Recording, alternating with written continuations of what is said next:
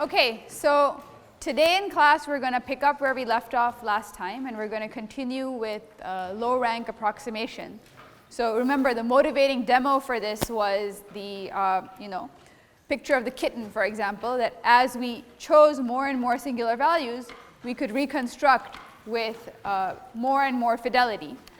Of course, the nice thing is that by even choosing a very small fraction of the data in the original image, we could recreate an image that was visually no different from the original image.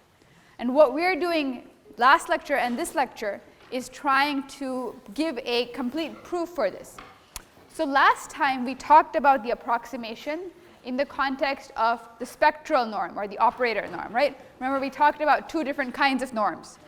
The first norm, Frobenius norm, thinks about a matrix as a big chunk of data. And the other kind of norm, the spectral norm or the L2 norm or the operator norm, thinks about basically the interaction with a vector when it transforms a matrix. So what is the maximum scaling of a vector that can be obtained by a matrix, right? That's what we talked about as the spectral norm. And we gave a proof of the Eckert-Young theorem for the case of the spectral norm last time, right? It was a bit fast at the end, so if I have time, I will go over it again at the end of today's lecture. And we're going to try and release a set of notes for you to go over this proof because it's not in the textbook. So probably next week we'll have a set of notes that kind of gives you much more details on this. Today what we're going to do is we're going to talk about the Frobenius norm proof for the Eckert-Young theorem. And this proof will actually use the fact that we have already proved this theorem for the spectral norm. In addition, what we're going to do is we're going to end up using a key property of the Frobenius norm. So since we've had the weekend in between, and you might have all forgotten everything we did last time, let's start out with the property of the Frobenius norm.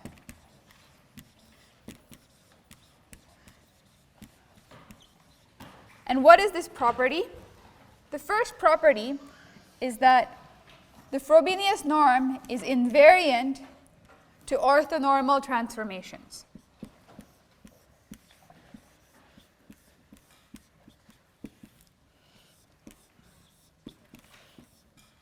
Okay? So we want to prove this, and we want to use this to connect the Frobenius norm to singular values.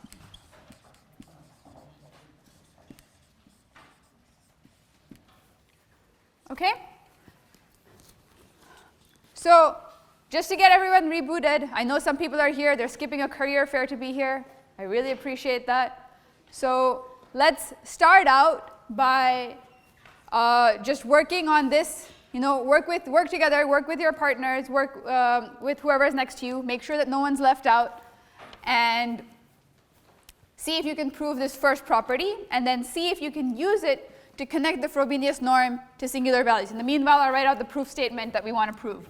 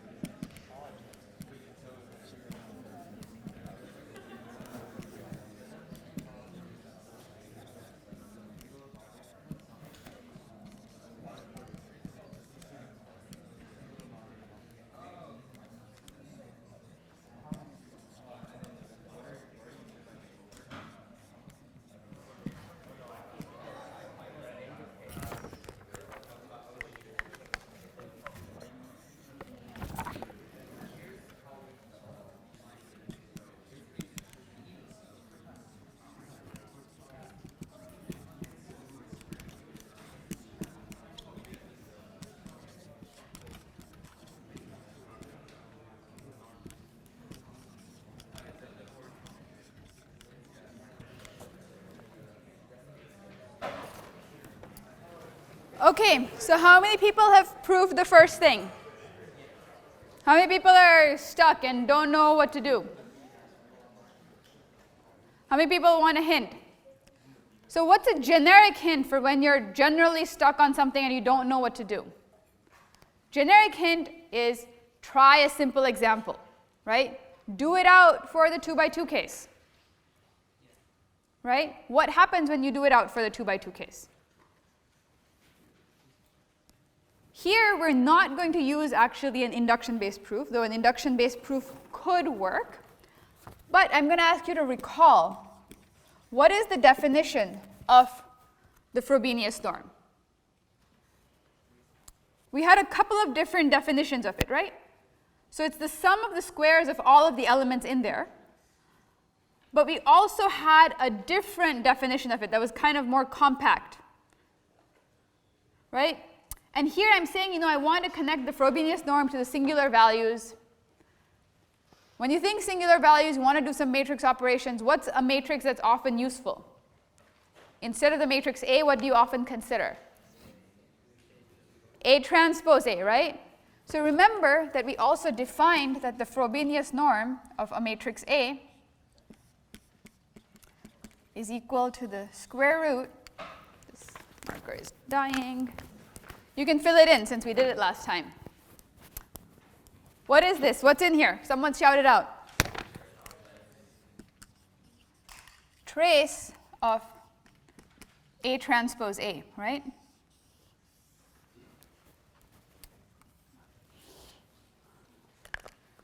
Okay, with this, can you make progress? Take 1 more minute.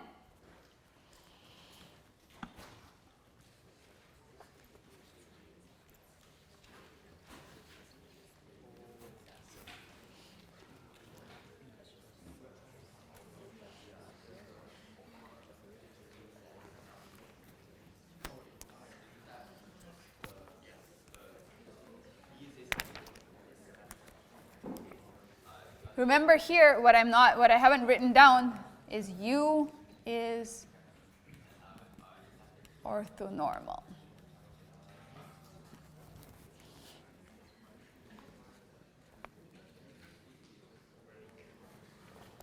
And another thing that might be useful, what's a property of the trace?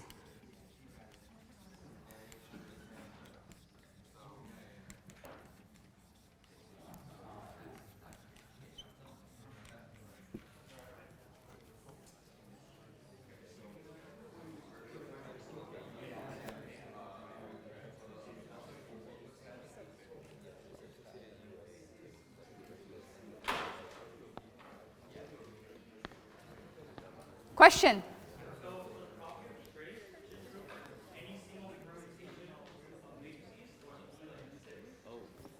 You can prove the general result from this, but this is true for any matrix. Yes, it is. The question was, are permutations, is a trace invariant under matrix permutations? And the answer is yes. Okay, how many people see how to do it now?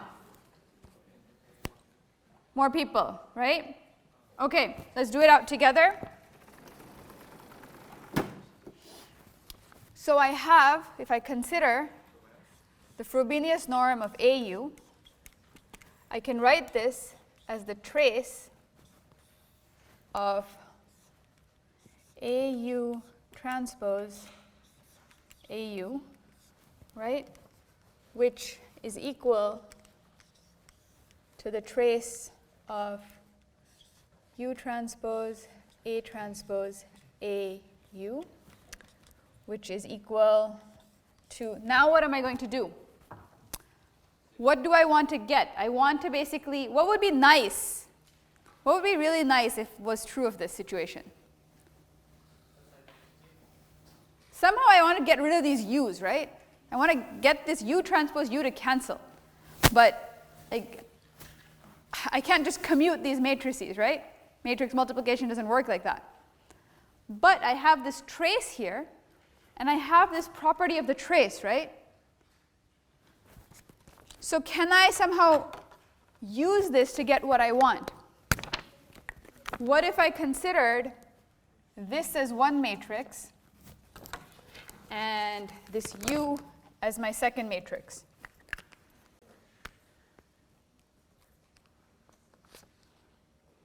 What happens then? I'm seeing some nodding. Some things are starting to click.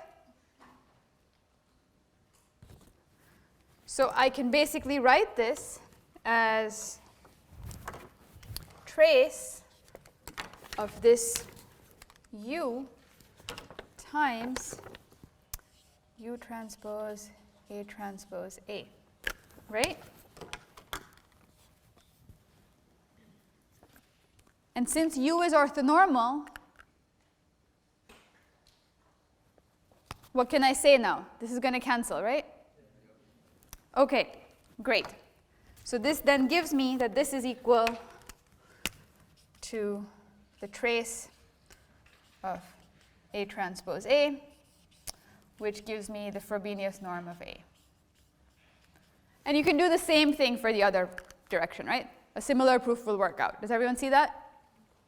Okay, good. So now that we know that the Frobenius norm is invariant to orthonormal transformations, what are the orthonormal transformations that we care about in the context of the matrix A? When you say A and orthonormal transformations, what's the one thing you're going to write down? SVD, right? Okay, good. There's some. So I have this is equal to U sigma V transpose. But now, what can I write about this?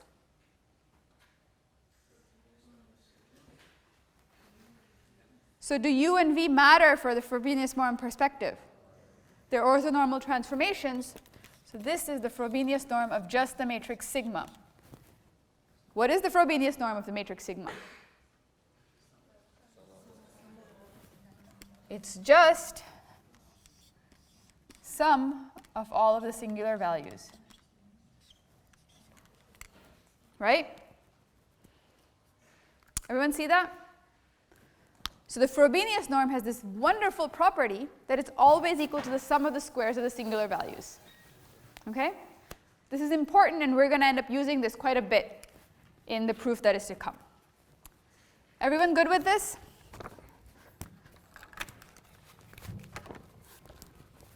Okay. So with this now, I want to move to the proof of 2. We proved 1 last time in class, and now we want to prove 2. Okay? So I want to basically show the same thing as last time. Okay. I want to show that A minus B Frobenius norm is always greater than or equal to A minus AK Frobenius norm. Right?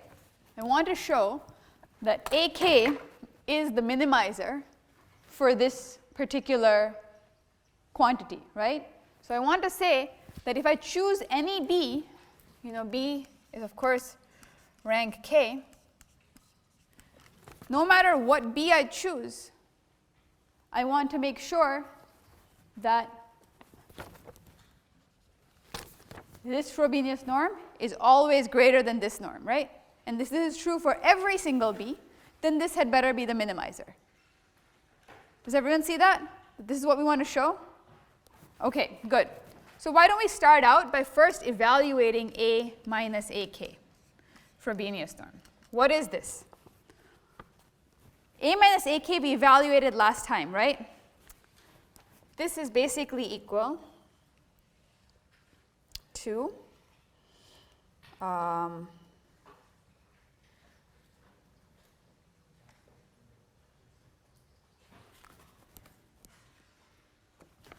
this is equal to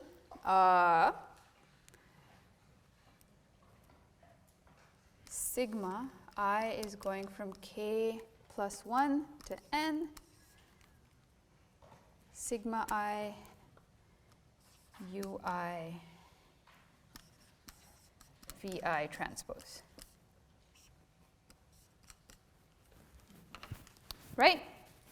Because AK is just the top k terms. And so here, I'm just saying let's choose all of the remaining. That is what this is equal to. Nothing particularly fancy there. Okay? So what is the Frobenius norm now of this quantity? Of this matrix that's inside here? Yeah?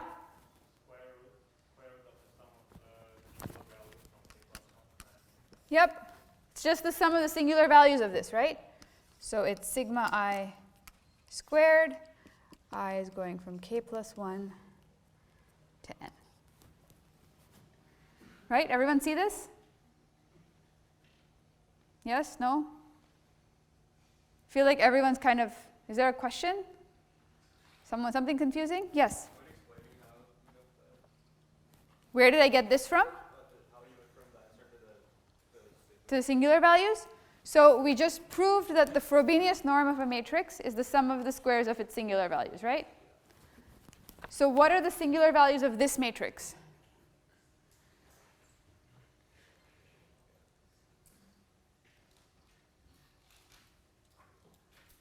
So if I give you any matrix A, and I tell you that its singular value decomposition is given by sigma I ui vi transpose, what are the singular values of A? These guys, right? So this is some matrix. I'm just writing out it in this form. What are the singular values of this? So it's sigma going from k plus 1 to n, right? And so that's all I'm doing. Is that clear to everyone? Yes?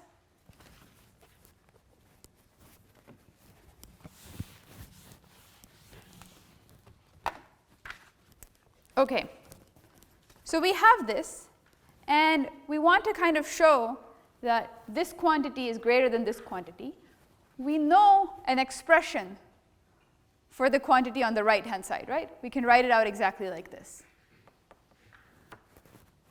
So let's think of some notation. Let me just write out some notation here. So to be able to do this, if I have this kind of setup here, how could I possibly connect this to this quantity A minus B Frobenius norm? Any ideas? What might you want to consider? Like here, I know the singular values of this guy, and I can write their Frobenius norm in terms of that, right? If I wanted to kind of be able to make a term-by-term comparison, or if I wanted this to be in this format, what might I want to consider about the guy on the RHS, right-hand side?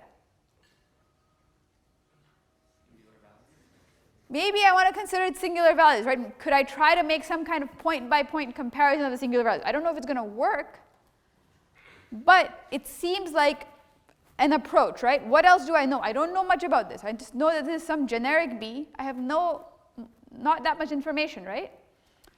So let's try. So let's have this little bit of notation. So from here on out, if sigma is a singular value of the matrix A, I'm going to call it sigma I of A.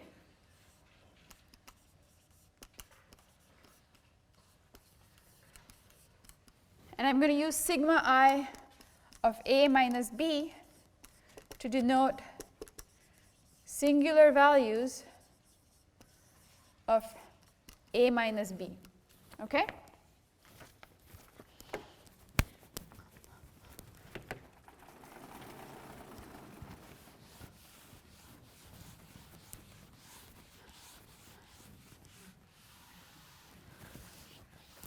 So can you write out now things in terms of these singular values, this notation that we've developed?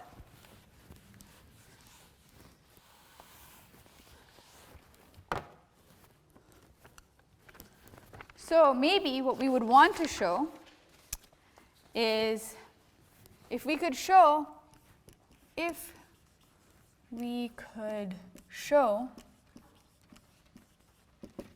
that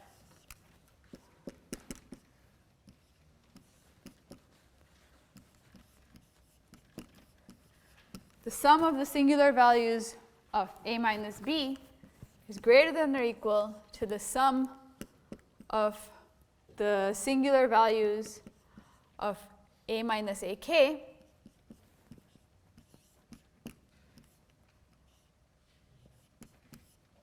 we'd be done, right? Does everyone make sense that instead of this, we kind of want to think about this? Yes, question? For the summation on the left, do we know the starting point? Like, do we know how many, I guess, columns of A, B is excluding? Because we said A minus AK, we start off at K plus 1. So for A minus B, do we know? So A minus B is just some generic matrix, right? Like think of it as some matrix where I have A11, A12, all the way up to AN, let's say, minus B11, B12, B1n, all the way up to BNN. So we know nothing, and so this is A minus B, we know nothing about anything. Right, so we're thinking about the most general representation. Yes, question? So if B is of rank K, like does that not impact the singular values of A minus B? Great question. So the question is, we know that B is of rank K. Does this not affect the rank of A minus B? So in general, I could have an addition or a subtraction of some rank matrix with some other rank matrix. And in general, we cannot say anything about the rank of the resulting matrix, except for one thing which you proved on homework 1, right? If you had A plus B, right, you took the rank of A plus B, two matrices, you know that the rank of if A plus B cannot be bigger than the rank of A plus rank of B, right? There's that property, which is going to turn out to be useful, but that's all we kind of know. There could be rank of A minus B could be arbitrary. You could have a rank n matrix, you could have a rank k matrix, you could have anything in between. It depends on the exact specifications of what these matrices are. So in general, we don't know anything. It's possible that some of the singular values in this summation will end up being 0, and that's fine. Good question.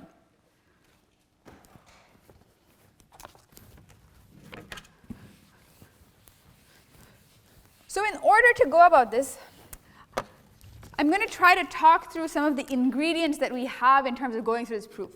My objective in going through this proof is not so that I expect you on an exam to memorize this proof or write it all on your cheat sheet, and then we're going to ask you to regurgitate this proof at some point, right? Or I'm going to pass you in the hallway and say, hey, by the way, could you recite the Frobenius-Zoom proof? That's not the objective, right? And this is not, no one's going to ask you this in an interview question, right? That's not why we're doing this. So why are we doing this? We're doing this as an exercise in building our toolkit, right? This whole class is about building a toolkit. It's about understanding in your toolkit, okay, I have a screwdriver, I have a hammer, I have a Phillips head, I have a flathead, I have a wrench, whatever else it is. And how can I then use these different tools to build up to something more complex? And unless you use the tools and you see what works and what doesn't work, you're not going to be able to wield their power. It takes practice. So by going through a complex proof like Eckert-Young that has multiple steps and requires you to keep things in your head, it requires you to remember what you did last class, by building this up, we're basically building your familiarity with these tools that will allow you to wield them later when the time comes. Okay, so understand the objective of what we're trying to do in this proof, and it'll help you engage in the lecture and participate as we go on. So in that spirit, what are the tools that we have built up, or what are the ingredients that we could put into this proof that might be useful, right? So let's make a list of our ingredients.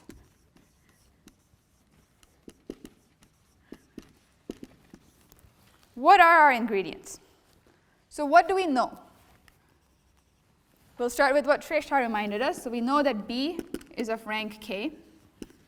So we will want to use this at some point, right? If we don't use this at some point, like probably stuff isn't going to work out. What else do we know? We know that we have these connections to singular values, right? So we know basically that the Frobenius norm is connected to the singular values. So we've already seen that, and so we know that the Frobenius norm is connected to singular values.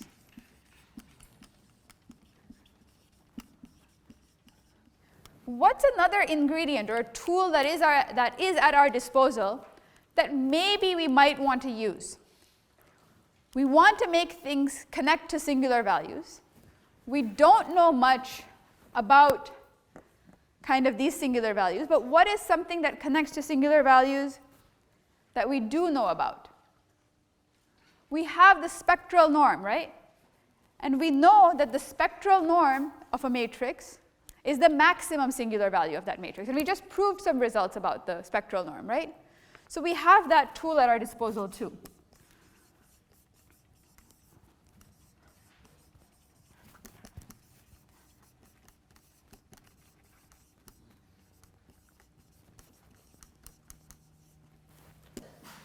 So I write these things here just so that we can kind of keep all of these things in mind as we go forward, right? So now here, I want to prove this inequality, okay?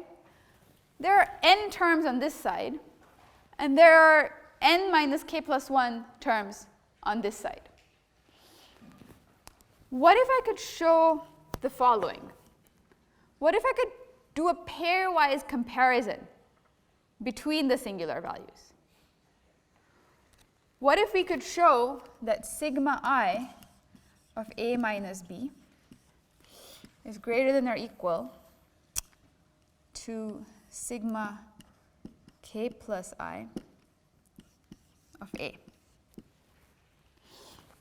What if I could somehow show this? K plus I, don't think of it as k plus 1.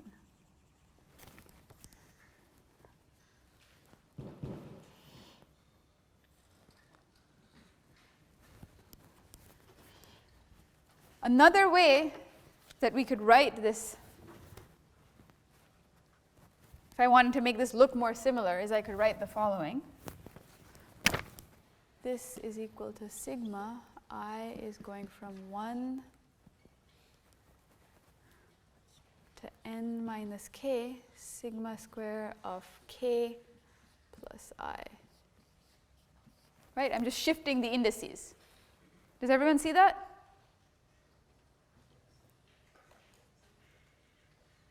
So basically, if I make a comparison here, I'm making a comparison between the first n minus k terms here and all of the n minus k terms here. Does everyone see that?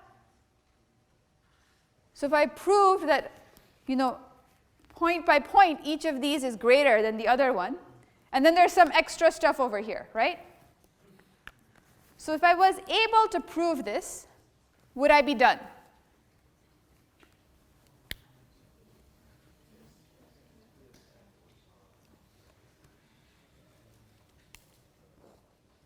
Does everyone see how if I could prove this, I could prove this? How is that the case? If I was able to establish this, then I can easily say that the squares are the same, right? Then I can add them up on both sides. So I have sigma I squared A minus B, going from I is equal to 1 to, let's say, n minus k is greater than or equal to sigma k plus I squared A. I is going from 1 to n minus k, right? I can just take stacks of these and add them up to get this. Does everyone see that? And now this quantity is obviously bigger than this quantity, right? Because you're only adding positive numbers. They're squares of singular values that you're considering here. So if I establish this, this implies this, which implies this, which is what we want. Okay? So what remains to be done is to establish this. Question at the back. Aren't we comparing between n minus k Right, so there are n minus k things here, and there's n things here, right? So there's more things here. So what we're saying is, well, there's more things here, that's great. This is the bigger side. It's a relief, right? So if there's more things on the bigger side, that's okay. So we're saying compare n minus k on each side. So take n minus k here, take the top n minus k here, and then if you add some extra, you're only making it bigger. Okay? Right? Because this thing is basically this quantity, sigma I going from 1 to n of some quantity f of I is equal to sigma I going from 1 to n minus k f of I plus sigma I going from n minus k plus 1 to n f of I, right? So I'm just splitting this summation into this plus another part, and the other part's always going to be positive, so it doesn't matter. Does everyone see that? Why don't you take a minute and see if you can try to prove this thing? Just think of what the ingredients we have are. It's complex, you know, there's going to be a bunch of different steps, but I don't want to just barrel through this proof without giving you a chance to engage. So think about it. See what we're trying to do. If you're confused, ask your neighbor a question. Take a minute, try to prove this. That's a really great approach. We're not going to do exactly that, but we're going to do something very, very related. So the idea was to say, hey, we have singular values lying around here, right? We know that these are connected to the spectral norm, right? And we have an Eckert-Young theorem lying around for the spectral norm, okay? So why don't we use that? Why don't we use the characterization of the spectral norm that is given by what we proved in the last class? And so we can indeed write, this is not looking nice, sigma k plus I of A, which is basically the k plus ith largest singular value, right? So of A, which means that this is the largest singular value left after all of the larger ones are removed, right? So this is the largest singular value after top k plus I minus 1 where values are removed. Right? So I can write this as the spectral norm of A minus A k plus I minus 1. Spectral norm. So here I'm using the, remember, note that this is the 2 norm, not the Frobenius norm. Okay? And remember, we're using the definition of AK that we, so this is basically, so AJ in general is I going from 1 to j, sigma I ui vi transpose. So basically, you take the top j singular values, remove them, whatever is left, so the matrix that is left, what is the spectral norm of that matrix? It's the highest singular value of that matrix, right? Does everyone see that? So now we can write this as this kind of difference using the Eckert-Young theorem that we proved last time. Right? We proved that this is equal, this is the case last time. Okay? So now we have something connecting to the spectral norm. Can we do a similar transformation? Maybe for the A minus B case. Okay? So let's now have let me denote, okay, denote, this marker is also dying.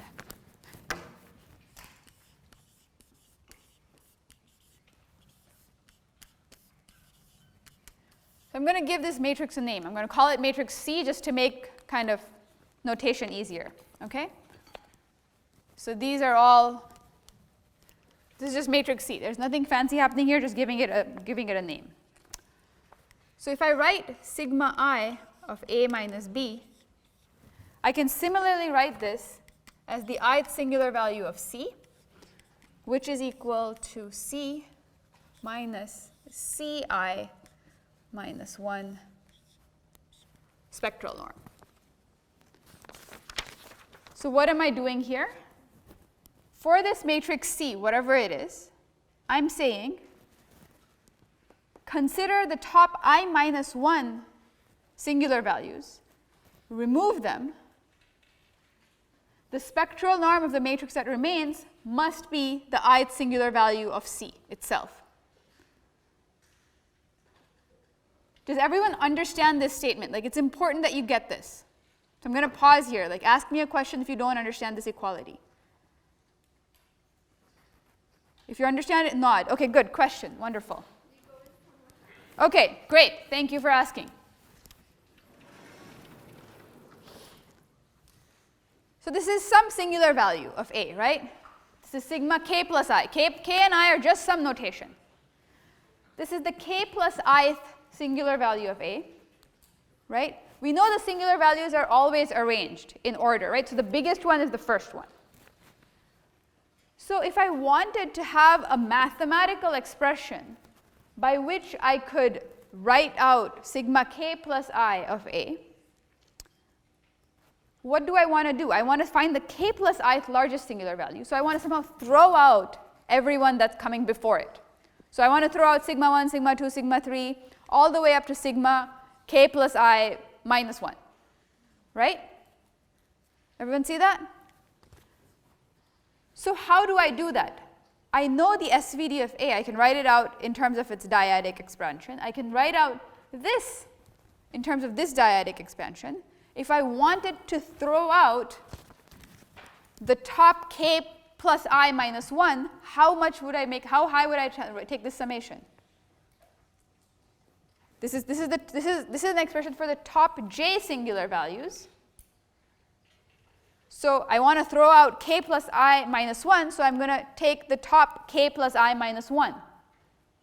So I'm going to take A minus this A k plus I minus 1, right, where Aj is given by this formula in general. Yes? This is very much based on the assumption that the singular values are ordered, yes. So in general, the SVD always assumes that the singular values are ordered, even if they're not explicitly stated. Always assume that the singular values are ordered. The top singular value is always sigma 1. Yes? But we know that the U's and V's of A minus is the same as K. Good question. Do we know that the U's and V's of A and AK plus I minus 1 are the same? In a sense, yes, we do, because we're defining this in terms of the original A. I'm talking about C. Oh, for the other matrix C.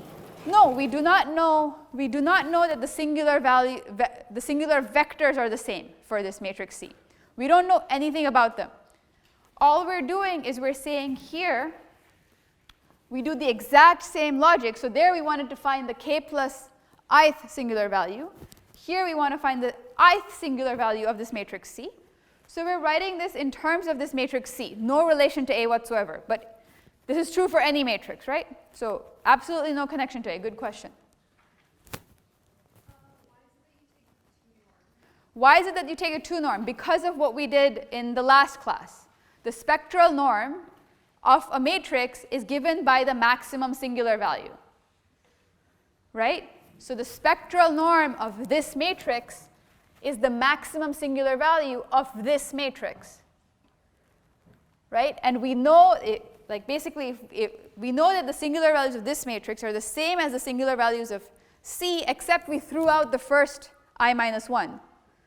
So the max singular value of this had better be the ith singular value of C?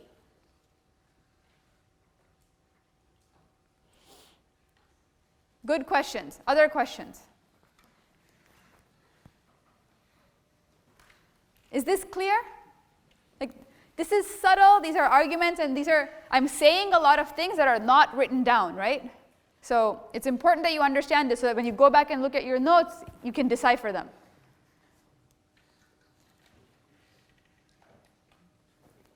Great. Can I move on?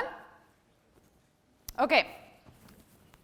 So we now have basically a two-norm characterization of both of the kind of entries of interest, right? We have a two-norm characterization of this and a two-norm characterization of this. So how can we connect them? We're going to basically use the fact that the two-norm is in fact a norm. And how am I going to do this? So I'm going to write sigma I, A minus B, is equal to this quantity, C minus Ci minus 1, 2 norm. And I want to somehow kind of connect back to A. So to do that, what I want to do is I want to think about this matrix B. What do we know about the matrix B? We know that the matrix B is a rank K matrix. Right? What does that mean about sigma K plus 1 of B? This is exactly equal to 0, right? Because we know that there's at most K non-zero values. There's exactly K non-zero values. It's the rank K matrix. So we know this. Can we write this in two-norm fashion? This is the two-norm of B minus what? BK. Very good. This is equal to 0, right? This is a very, very fancy way, notation overloaded way of saying 0.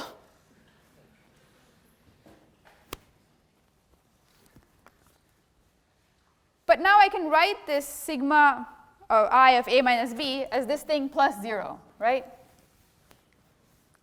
Can't fault me there. This is totally fair. Right? But I could also write it in my fancy notation overloaded way.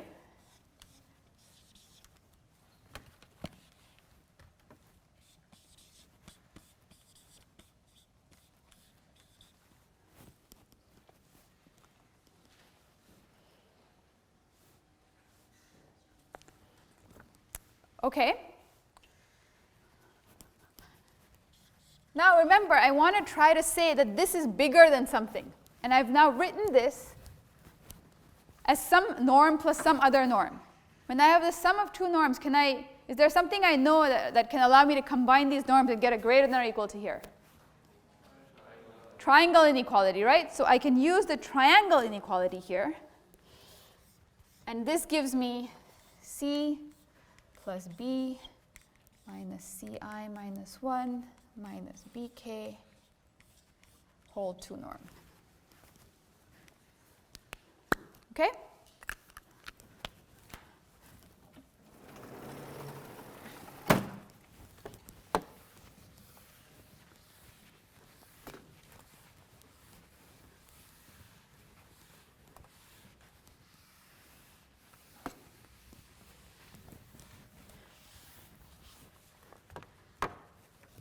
I'm going to try writing on this board for the sake of making this proof look nicer. Let's see. Hopefully it'll stay up.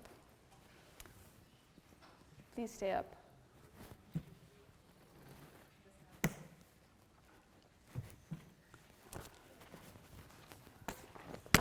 So I have sigma I of A minus B is greater than or equal to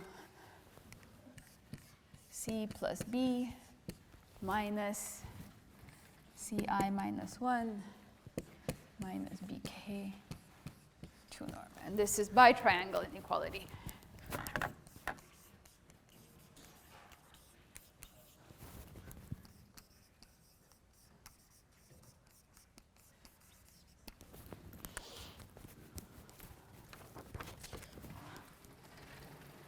Can I simplify this? What is C plus B? C plus B is just A, right? So, great. Now, I have two matrices here. I have Ci minus 1 and Bk. What do I know about these matrices? Basically not much, right? But I do know one thing. What is the one thing I know? What is the rank of Bk? K. What is the rank of Ci minus 1? I minus 1, right?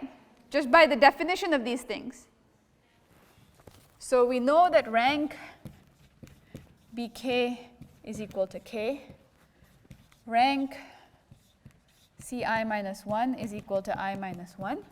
So now, going back to your very first homework, if I was to define D is equal to Ci minus 1 plus Bk, what can I say about rank D?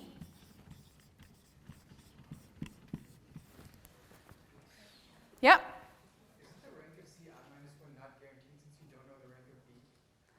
Isn't the rank of Ci minus 1 not guaranteed? Okay. So here, let's think about this. We're saying C is some arbitrary rank thing. Okay? We're finding what the Eckert-Young theorem tells us is that we can write, we're defining Ci minus 1 as basically the rank I minus 1 best approximation to C. So by construction, here I didn't write out basically,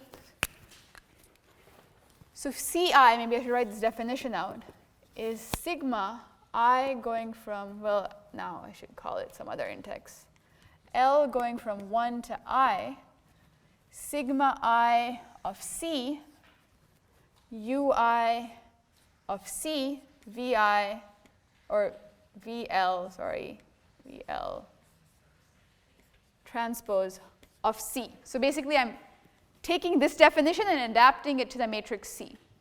By definition of this Aj, it's at most a rank J matrix. Similarly, by definition of Ci minus 1, it's at most a rank I minus 1 matrix. So yes, it might not be equal to, but it's never going to be bigger than that. So we can be more precise here and say less than or equal to. Thank you. Yes?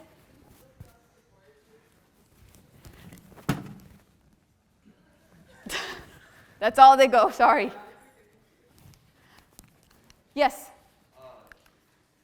This might kind of sound like a question, but like, what happens if like C's rank is like 1 or like 0 or something? Like you're also saying like minus C I minus, isn't that like array index out of bounds? I don't know, but like it's like how would you like deal with that? You know? How would I deal with what? I'm not sure I understand the question. Like the rank of C being like 1 or like 0 or something. Like in terms of like if C was just like the 0 matrix, like when it'd be like rank 0. C could be the 0 matrix. Nothing is preventing C from being the 0 matrix. Yeah, but then how would the Ci minus 1 work out then? So what we're saying here is that Ci is a sum of at most I dyads, right? And each dyad is at most rank 1, right? Yeah. So the rank of Ci minus 1 is at most I minus 1. So like at most I minus 1. Yes, yes. I wrote equality here initially. That was an error. Thank you for whoever pointed that out. But this should be less than or equal to. It's possible that you could have 0 cases. In general, it's unlikely that you will, but it's very, like, we're proving something, right? So you have to take care of every case. Very much possible that it'll be 0. Okay, so what can we say about the rank of D? Rank of D is upper bounded. We know that this is the sum of this rank I minus 1 thing, at most I minus 1, and rank K thing. So this rank is upper bounded by I minus 1 plus K, right?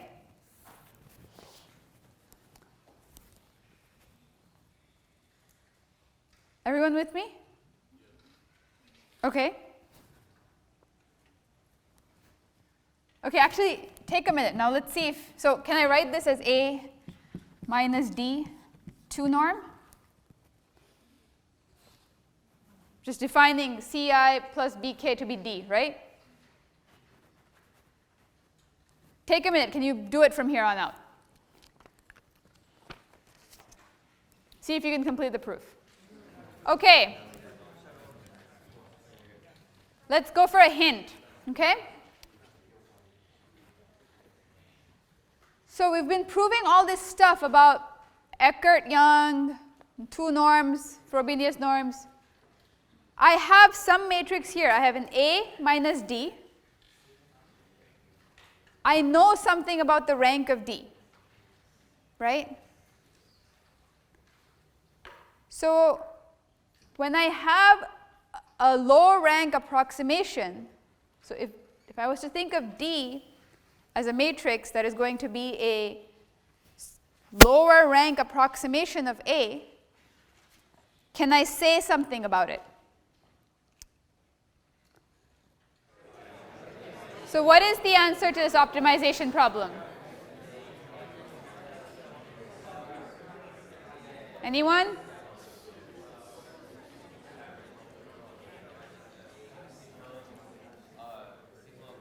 Do people still want a minute to discuss, or do you want to come back together? How many people want a minute? How many people want to work it out together? Okay, let's do it out together. So let's consider this optimization problem. Argmin of A minus some matrix D, where D has now a rank constraint, right?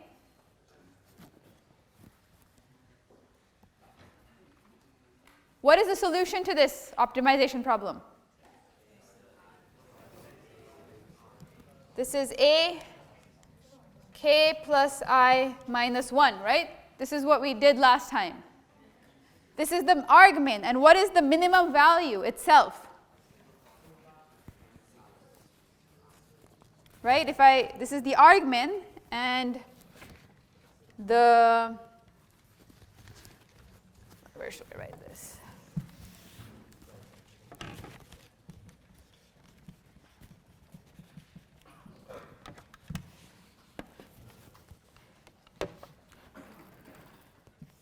And the minimum value,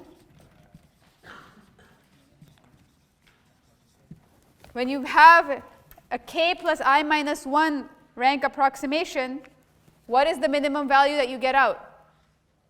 This is a 2 norm, remember? So a 2 norm is equal to the maximum spectral singular value of the corresponding matrix. So what is the minimum value of this? Sigma k plus I of A, right? So the minimum possible value of this quantity is given by this thing, by the Eckert-Young for the spectral norm, right? Yes? Does everyone see this? Okay. And what did we want to show here?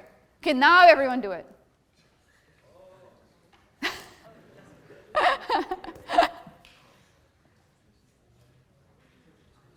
Now what is this? What is this? Can you say that this is greater than or equal to something?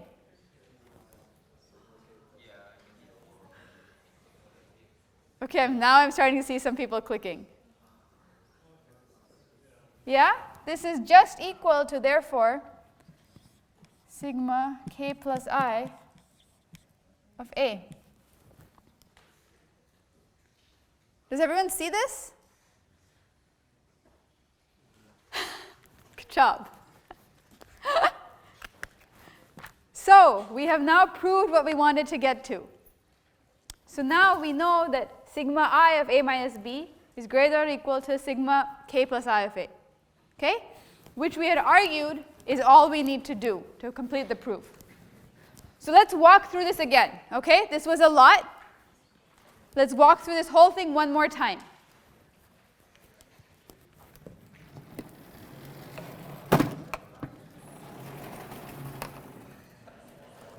Okay.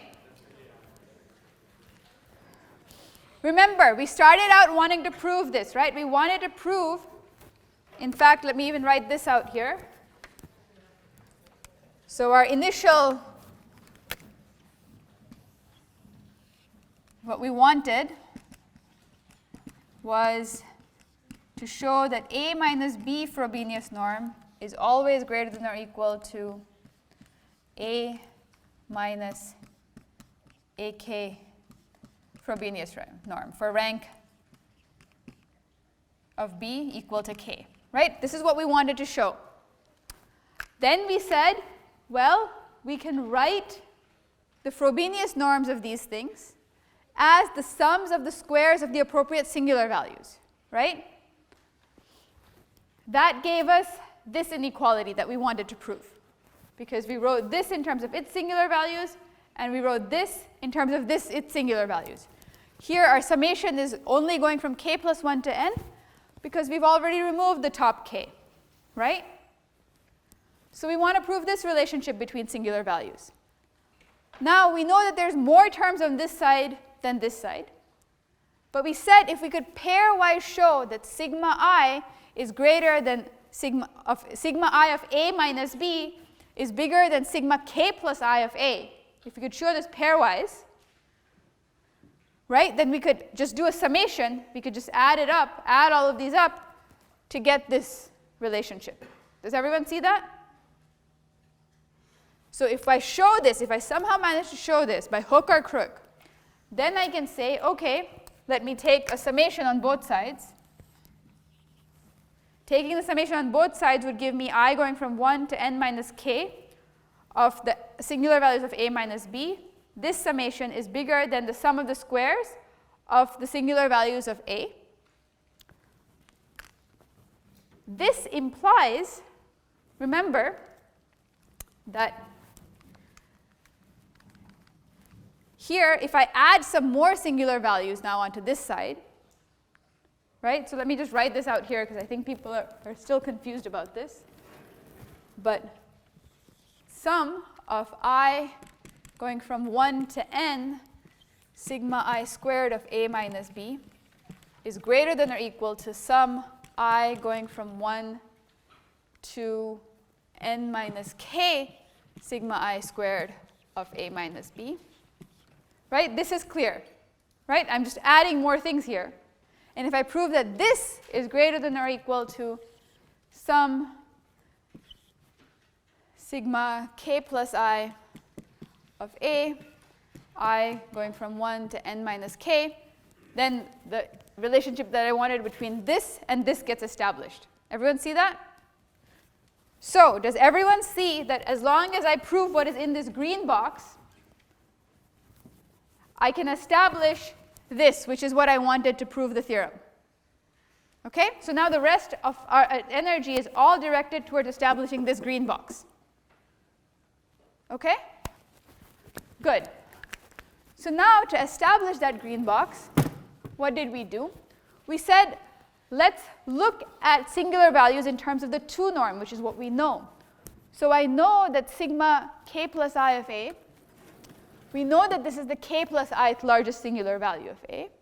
And so I know that I can write this out as a 2 norm, right? Maximum singular values are 2 norms, right?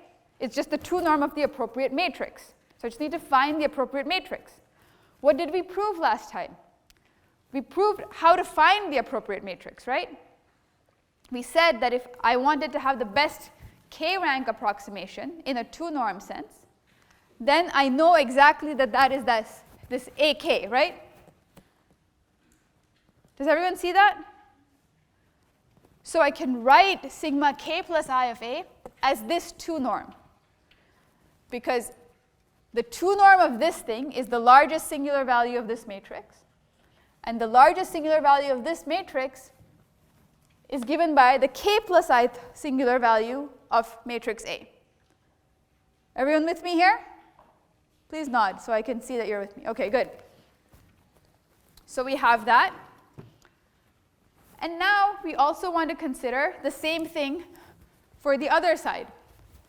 So if I just say that A minus B is some matrix C, then again I'm going to write the ith singular value of matrix C as the 2 norm of C minus the I minus 1 rank approximation to matrix C. Okay? And I'm doing the same thing for B, except I'm going to take the K rank approximation. But because B is rank K, I know that B minus the best K rank approximation to B is basically B itself. I know BK is just B, so this is 0. Right? I know that the K plus 1 singular value of B is always going to be 0. Yes? Nodding? Good. Now to try all of this up and connect it all up together, right? So to do that, I basically I have some expression here with C's, but I need to get A in the mix, right? I need to get like singulars of A out. And so the trick that we use is kind of writing 0 in fancy language.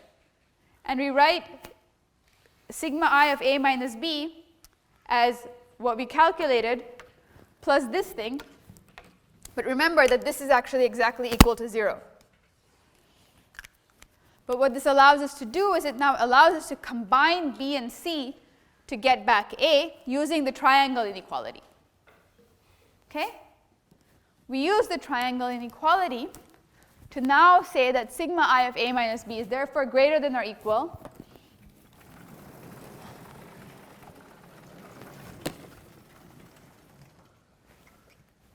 to A minus Ci minus 1 minus Bk. Okay? So now we're left with something minus something, and we know something about the rank of this something, right? So we're going to call this something D. We know an upper bound on its rank. We can use Eckert-Young for the spectral theorem again to exactly compute this quantity, right? And we know that basically the value of this optimization problem, the minimizing value is sigma k plus I of A, which is exactly what we wanted. So we have established that sigma I of A minus B is greater than or equal to sigma k plus I of A, which is exactly what we wanted to show in the green box over here, which means that we're done. Okay? Good? Great. Question? Why is the argument of the 2 norm of A minus B equal to sigma k plus I and that jump? Why is the argument of? So on the left of that board at the bottom, Why is it equal to sigma k plus I? why is this equal to? Yeah. This is because this is the minimizer. So the minimum value of this is necessarily equal to A minus A k plus 1 minus, or k plus I minus 1 2 norm, because this is the argument. And this is equal to this because this 2 norm is just the largest spectral value of this, largest singular value of this matrix, which is exactly this. Yes? So what we wanted to do, it's only true if the rank of K, if the rank of B is at least the same as the rank of A of K. If the rank of B is less than or equal to K, yes. Everything is true only if rank of B is less than or equal to K. That is absolutely correct. Okay. So I want to do one more thing in the last 5 minutes, and then I will take questions. So this proof was pretty complicated, right? There's another proof that's out there floating around that seems much simpler. And it's really surprising because this is an incorrect proof that is often presented through proof by intimidation or other means of proofing. And it's wrong. And I wanted to show it as an illustration first because, I always get questions in office hours like, hey, I saw this other easy proof online. Why did you make us go through this in class? Turns out that it's wrong, and it's an example of a lot of what you see out there, unfortunately, these days, where there's a lot of, like, oh, something's nicely typeset, it's, written. That doesn't always mean it's correct. And what I want to do is I want to, I'm really appreciating the fact that all of you are asking these questions. It's not easy to, ask a question in a big classroom like this. But I want to empower you to, if something isn't clear to you and you don't understand something, like, ask about it. Because sometimes things are wrong. Like, sometimes I make typos too, right? And it's important that you know that things can be wrong. And so I want to kind of show this one quick example, okay? So the proof goes as follows. So I want to minimize over all B that are rank K, A minus B Frobenius norm, okay? And I can write this min. I'm not going to write this condition every time. As in terms of the singular values, so I write it as U sigma V transpose minus B. Okay? Now I can say that I write this further. I know that the Frobenius norm is invariant to orthonormal transformations, right? So what I do is I multiply this on the left by U transpose and on the right by V. And so I write this as min sigma minus U transpose B V. Okay?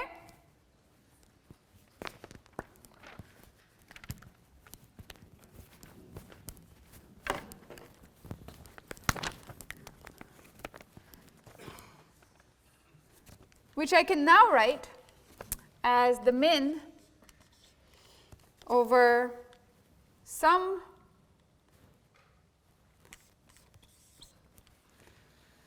so this matrix now, these orthonormal transformations don't change the rank of this matrix, right?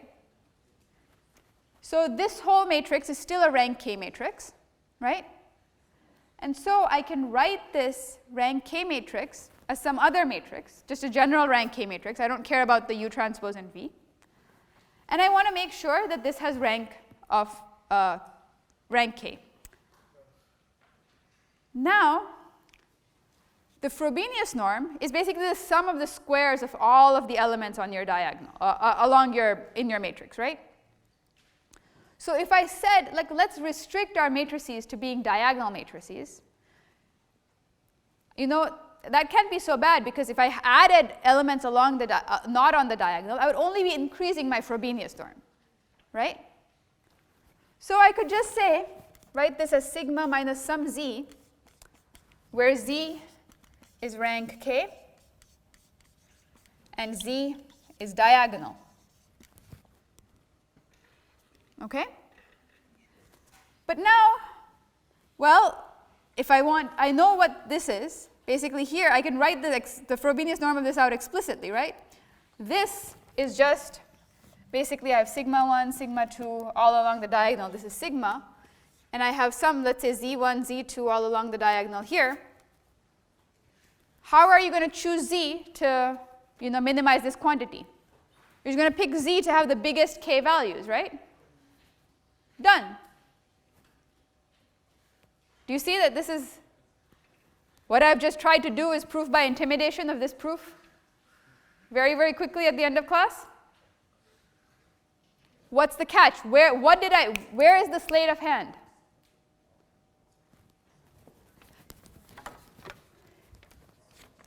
Anytime you see something where something is proven in English and is not proven in mathematics, that is often a place where there is something going on. Where did I give you proof by speaking a lot and not proof by equation? Here, right? This was proof by lots of talking.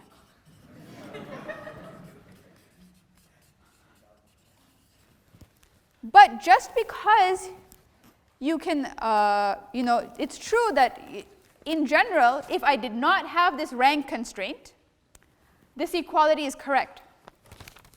But let's say I had some matrix like this, 1, 1, 1, 1. What is the rank of this matrix? It's rank 1. what happens if I remove the diagonal entries? I violate the rank constraint. So I cannot, without loss of generality, just say that this is a diagonal matrix, even though a diagonal matrix only, a non-diagonal matrix would only increase the Frobenius norm. So this step requires a proof. Now this proof might be patchable by making this proof explicit. But the way I know of making this proof explicit is the thing we just did. Okay? So we're at time, so I'm going to end class here. But what I want you to take away from this, just 1 second before you all start moving. Remember, this is not about regurgitating the proof. This is about understanding how to use your toolkit. And second, just because things look slick doesn't mean they're right. Question jargon, use your power, wield your tools, okay? Thank you.